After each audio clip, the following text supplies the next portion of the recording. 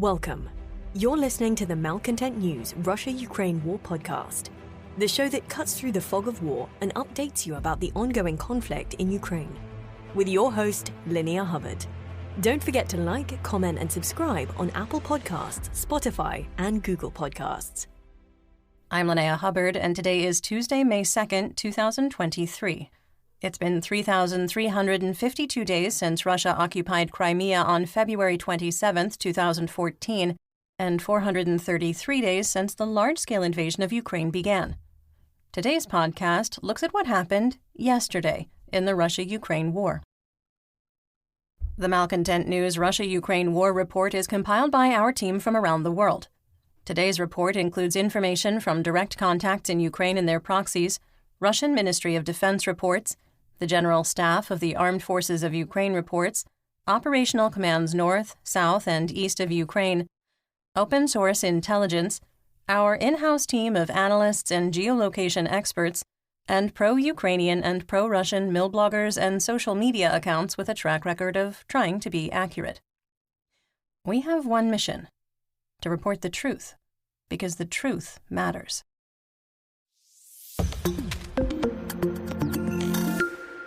Let's start with our assessment of the current status of the war. First, Ukrainian forces continue to set conditions for a future offensive, targeting surveillance, electronic warfare, and air defenses, while using reconnaissance and reconnaissance in force to probe Russian defense in multiple locations. Second, Ukrainian forces continue to set conditions to complete retrograde operations in Bakhmut and end their defense of the city, despite a limited counterattack to take back positions in the northern part of the city and at the medical college. Third, the heaviest fighting continues to be limited to the Bakhmut and Marinka operational areas. Fourth, due to continued poor weather, flooding, and saturated soil, we find it unlikely that Ukrainian offensive operations can start before mid-May. Fifth, we maintain that Russian offensive operations in the Svatova and Kremina operational areas have culminated. Sixth, the Russian Federation armed forces are combat ineffective and have exhausted their combat potential except in the Bakhmut operational area. And finally, the use of alternative private military companies and the lack of support by Russian airborne or VDV forces caused PMC Wagner Group leader Yevgeny Prigozhin to lash out at the Kremlin, and Russian Ministry of Defense morning reports no longer mention the PMC, indicating that the rift has reopened.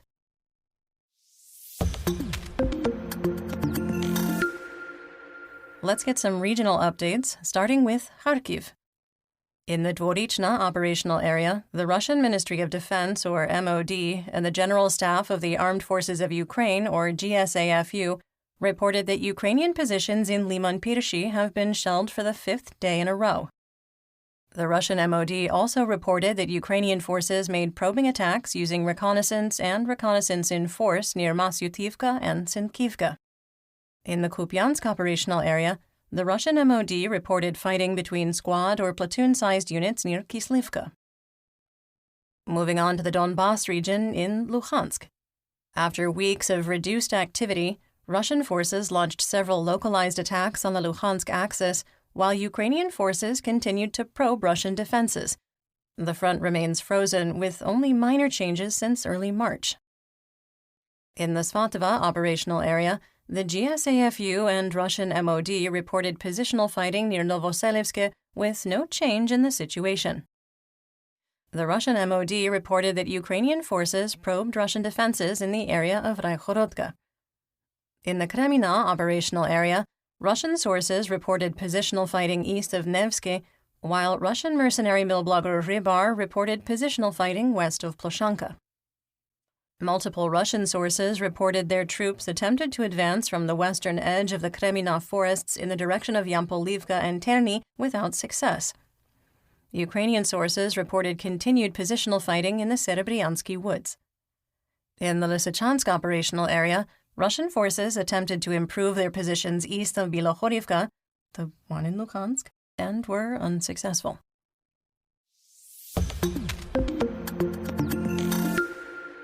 In northeast Donetsk in Bakhmut, Ukrainian forces launched a limited counterattack on positions that PMC Wagner recently captured but couldn't consolidate their defense. Ukrainian advances were noted in the northern part of the city south of Rose Alley, the Pivnichny Reservoir, and the west-central part of the city at the medical college. A geolocated video showed that the T504 highway ground line of communication, called a GLOC, that's a supply line, remains open with two-way traffic on the paved road, while travel to Ivanivske remains challenging.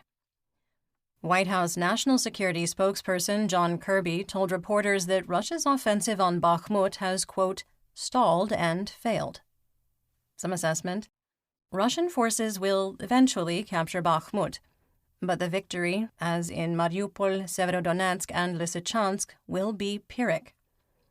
With PMC Wagner becoming an ineffective force in Ukraine and the stunning waste of military resources for more than 9 months on a city that lost its military value in September 2022, Kirby is correct that history will look at the battle for Bakhmut as a failure for the Russian Federation. The Ukrainian counterattack yesterday was opportunistic. With weather conditions improving, if Kyiv's strategy is to delay its retrograde operation until a larger offensive can be launched somewhere in the theater of war, that now appears to be an achievable goal. Fun fact, it has been 90 days since Wagner Group leader Yevgeny Prigozhin mocked Ukrainian President Volodymyr Zelensky's declaration that Bakhmut would never be surrendered without a fight. Since Prigozhin made his statement, the Russian winter offensive failed, and, according to the Wagner leader, the PMC is on the brink of moving to non-existence in Ukraine. Once again, our assessment that Prigozhin's statement would age like room temperature milk was accurate. General Oleksandr Syrski, commander of Operational Command East, or OKE, visited with his troops in western Bakhmut, showing a continued commitment to his troops on the front line. It is worth noting the Ukrainian troops looked exhausted during his review. The Russian MOD reported they executed 64 fire missions, while Army Aviation and the Russian Air Force, or VKS, carried out 6 close air support sorties. Northwest of Bakhmut, PMC Wagner led more limited attacks in the directions of Bohdanivka and Khromovo without success. The T506 highway GLOC remains operational, according to Colonel Pavlo Palisa, commander of the 93rd Motor Infantry Brigade. In the northern part of Bakhmut, Ukrainian forces reportedly pushed Russian forces out of the single-family homes near Hospital No. 2. In west-central Bakhmut, Ukrainian forces were able to retake several buildings in the medical college complex. South of Ivanivske, PMC Wagner continued attempts to advance on the critical logistics node without success. Ukrainian Colonel Palisa, addressing the 93rd Motor Infantry Brigade members, expressed his gratitude for his unit holding their assigned defensive lines since January 2023, saying, quote, "In January of this year, after a short break, the soldiers of the brigade entered the city again. It seemed that we would be able to hold out for only a few weeks. The Kremlin soldiers spared neither their own people nor ammunition. They simply razed the city to the ground, leaving the people, he means civilians, without their homes. But it's been 4 months and we're still here." End quote. In the Kostiantynivka operational direction, PMC Wagner continued attempts to recapture positions west of the Seversky Donets-Donbass Canal that Russian VDV forces lost in late March and early April. Attacks in the direction of Predtechine and Oleksandro-Shultine were repulsed.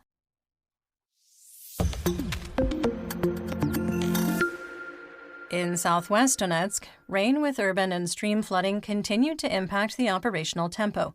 The front remains frozen. In the Avdiivka operational area, the 1st Army Corps continued direct attacks on Ukrainian defensive positions in Avdiivka from Krutabalka, Kamyanka, and Vesele without success. Rybar claimed a Russian advance from Kamyanka captured a trench line south of the village. Ukrainian officials reported 3 civilians died between April 28th and 30th after becoming trapped due to Russian artillery and airstrikes on the city. In 2 incidents, rescuers knew that survivors were trapped in the rubble, but heavy equipment was required for a technical rescue that could not be brought into the city due to constant Russian attacks. An 81-year-old pensioner was among the victims. Despite the attacks, civilians remain in the city. The group represents pro-Russian residents awaiting what they view as liberation, farmers and pensioners who don't want to abandon their livestock, the stubborn, poor, and the disabled. Russian forces attempted to regain positions lost between Vodiana and Sieverne, taking back one defensive position. The 1st Army Corps attempted to advance on Pervomayske from the south through the open fields and predictably suffered heavy losses. In the Marinka operational area, fighting continued on the western side of Druzhby Avenue, with Ukrainian forces falling back one block. In the Wuhledar operational area, the Russian MOD reported that Ukrainian forces used reconnaissance in force to probe Russian defenses near Solodka. You're listening to the Malcontent News Russia-Ukraine War Podcast. Our team of journalists, researchers, and analysts is funded by readers, listeners, and viewers just like you. To support independent journalism, please consider becoming a patron. You can find us on patreon.com/Malcontent News.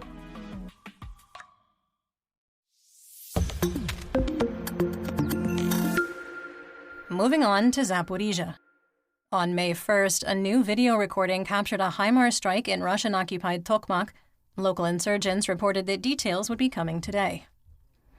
In Russian-occupied Mikhailivka, the headquarters of a Russian unit were also hit by rockets fired by HIMARS, according to the exiled mayor of Melitopol, Ivan Fedorov. Russian forces launched 56 fire missions, and the VKS carried out 2 airstrikes on the Zaporizhzhia line of conflict. An airstrike on Tulyapollo wounded 3 civilians. There was still no update on the status of the Zaporizhzhia nuclear power plant. In the Black Sea, Crimea, Mykolaiv, and Odessa region, in Sevastopol, Russian air defenses shot down a Ukrainian drone. No damage was reported.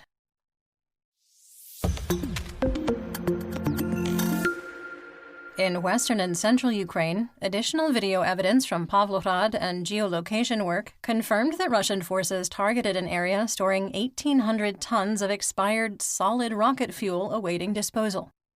There is no evidence that a cache of air defense missiles was destroyed in the blast, and the massive railroad yards were not targeted. The rocket fuel was stored 3.5 kilometers northeast of the chemical plant, 4 kilometers north of the rail yards, and 7 kilometers from the center of Pavlohrad. The new video from a security camera was recorded 2.3 kilometers, that's about 1.4 miles, from the storage area and shows 2 explosions. As with most of the photos and videos we reference here on the podcast, we do link to the video in our full situation report on Patreon, but fair warning, the second explosion is very loud, so use caution listening to the video clip with headphones, or in public. A smaller blast was followed by a massive explosion to the right of the initial strike 22 seconds later. The streams of smoke that appear in the shorter videos were caused by flaming debris falling from the main blast area, not rising. At 48 seconds, a small flash can be seen to the left of the main explosion. The video is over 2 minutes long, and there isn't any visual or audio data that support Russian claims of a large ammunition depot being destroyed. Further, even Russian milblogger Rybar indicated the blast was rocket fuel. There is still conflicting information on what weapon was used. Ukrainian officials claim to have intercepted 7 missiles, indicating this was an unreported cruise or guided missile strike, and 2 more missiles reached the stored rocket fuel. In Pavlohrad, 80 private homes were flattened, and 24 high-rise buildings, 9 schools, a pharmacy, a bank, and a hostel were damaged. In the surrounding towns of Verbkivska, Yurhivska, and Mezheritska, 50 homes, 5 schools, a hospital, and a cultural center were damaged by the shockwave. In Dnipro, local officials reported that electrical infrastructure damaged in a separate missile attack was partially restored, and repair work was ongoing.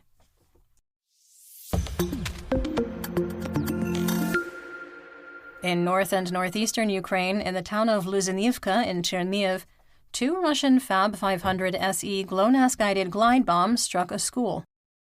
A child using the adjacent playground was killed and 2 adults were wounded.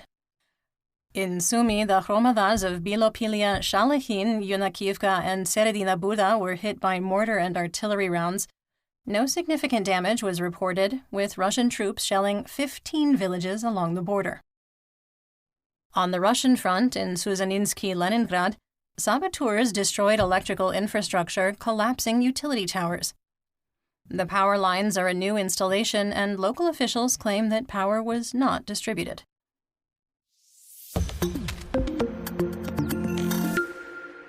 Let's talk about developments theater-wide and outside Ukraine. In April, Russian forces captured 15 square kilometers, that's roughly 5.8 square miles, of new territory in Ukraine, mostly in the Bakhmut operational area. In the last 90 days, Russia has captured an area roughly the same size as Detroit, Michigan, or Lubbock, Texas, if you prefer to measure in units of Texas. At least one of the cruise missiles in yesterday's attack was a decoy with no warhead.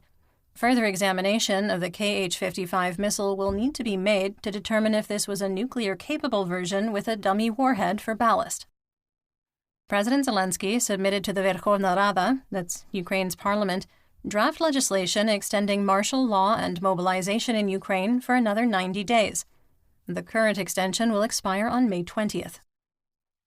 Just 24 hours after Ukrainian Commissioner for Human Rights of the Verkhovna Rada, Dmytro Lubinets, recommended Ukrainians trapped in the occupied territories accept Russian passports as a matter of survival, Irina Vereshchuk, Deputy Prime Minister and Minister of Reintegration of the temporarily occupied territories, has called on residents of the temporarily occupied territories not to accept Russian passports, saying, quote, "Do not accept Russian passports. Do not cooperate with the invaders. Leave if possible. Wait for the armed forces of Ukraine." End quote. White House National Security Advisor spokesperson Kirby said Russian troops had suffered over 100,000 casualties, including 20,000 killed in action, since December 2022 across Ukraine. Kirby's original statement was misunderstood as Bakhmut only and was later clarified as referring to the entirety of Ukraine. He went on to say that over 10,000 Wagner penal mercenaries were among the dead. If true, with, of course, no way to verify the claim, it indicates that approximately 40% of the Mobics and volunteers added to the ranks of various PMCs and the Russian Federation Armed Forces have been killed or wounded in 5 months.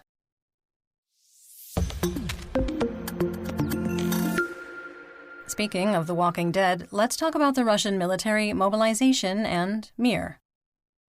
Yevgeny Prigozhin released a video allegedly of the armories in the salt mines and bunkers 150 meters under Soledar, claiming there are enough weapons and ammunition to arm 1 million people. Remember, this is the same Prigozhin who 72 hours ago claimed he was out of ammunition and couldn't supply, quote, his boys. Brand new Thompson submachine guns stored in sealed crates were unearthed among the cases of small arms. During World War II, the United States sent over 140,000 Thompsons and supporting ammunition to the Soviet Union, which were never deployed. In Mariupol, ads have started to appear for PMC Wagner. The Russian MOD confirmed that Vice Admiral Volodymyr Vorobyov has been named the new commander of the Baltic Fleet. This is the 19th senior command change out of the Kremlin since February 24, 2022. Admittedly, we frequently call out unethical behavior by Russian state media journalists. But Mariana Batkovna has been doing what current events consider mundane stories, which will be vital for historians in the future. Consider, for example, this interview with a tank commander from Crimea, recently field promoted to junior lieutenant after joining the Russian military in 2014 at 15 years old. Quote, "I am a platoon commander. I have to sit on top," he means through the commander's hatch, "but I sit at the levers. I feel better. I can't live without a tank at all. I can go and buy oil for my wife in a tank. Now I'm in a T-64 BVK, that is a captured Ukrainian tank. I would like a newer tank with computers and electronics. Although I am an officer, I do not consider myself higher or better. I am the same as everyone else. The boys will not listen if I am different. There are few of us left, those who have been there from the very beginning. There was Buba, the crew of a T-72. He died on the 14th. A legendary crew, such a pity. Big hello to my son." End quote. Okay, quick sidebar. I won't lie, I am still stuck on the whole join the Russian military at 15 years old part. That aside, and maybe this is a distinctly US-American take, but this is giving big Ken Burns documentary energy. Let me try this again. Quote, I am a platoon commander. I have to sit on top, but I sit at the levers. I feel better. I can't live without a tank at all. I can go and buy oil for my wife in a tank. Now I'm in a T-64 BVK. I would like a newer tank with computers and electronics. Although I'm an officer, I do not consider myself higher or better. I am the same as everyone else. The boys will not listen if I am different. There are few of us left, those who have been from the very beginning. There was Buba, the crew of a T-72. He died on the 14th. A legendary crew. Such a pity. Big hello to my son. End quote. Russia One has joined our list of Russian mercenary journalist organizations. Video from Russia One showed one of their journalists arming fuses on Grad rockets and loading them into the launcher. This is a gross ethical violation in a combat zone that endangers the lives of all conflict reporters around the world. As a journalistic organization, we strongly condemn these actions.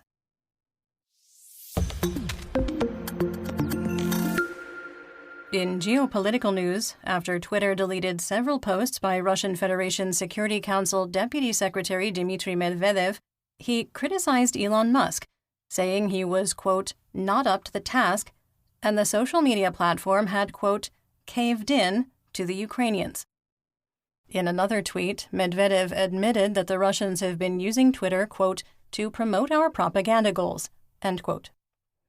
While visiting Israel, United States Speaker of the House Kevin McCarthy, a Republican from California, was asked by a Russian reporter with RIA Novosti, quote, we know you don't support the current unlimited and uncontrolled supply of weaponry and aid to Ukraine.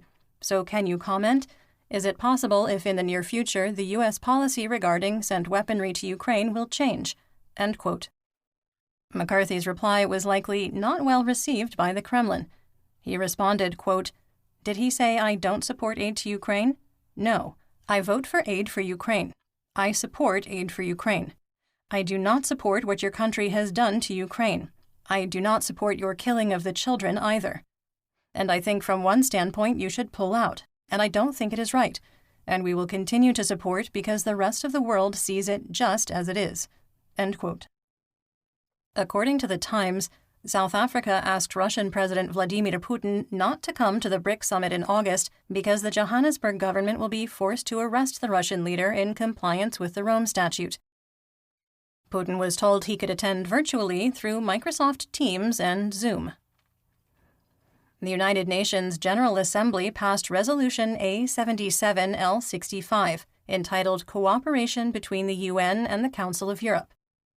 Paragraph 9 of the preamble calls Russia the aggressor in the Russia-Ukraine war and calls for the nation and its leaders to be held accountable.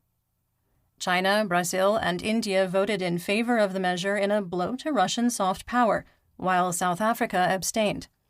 The only nations that voted against the measure were the Russian Federation, Belarus, North Korea, Nicaragua, and Syria. The Central African Republic, Cuba, Mali, Eritrea, Ethiopia, Iran, and Sudan also abstained. CSTO nations Armenia and Kazakhstan supported the measure. The Russian information space was calling China's vote a betrayal. On Saturday, Turkey closed its airspace to low-cost Armenian airline Fly One Armenia without warning. The domestic Armen Press news agency reported Aram Ananyan, the carrier's chairman, said, quote, for reasons incomprehensible to us and without any visible grounds, Turkish aviation authorities canceled the permission previously granted to the Fly One Armenia airline to operate flights to Europe through Turkish airspace. End quote. Fly One was created in partnership with the Moldovan airline of the same name and operates 5 aircraft.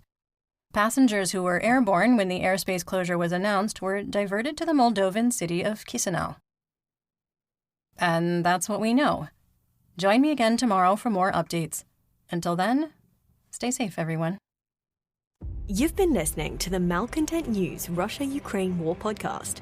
To help keep us independent, please consider providing financial support by becoming a patron. Want on-demand news in your hand? Download the Google News app and make Malcontent News one of your favorites to receive breaking news updates. Thank you for listening.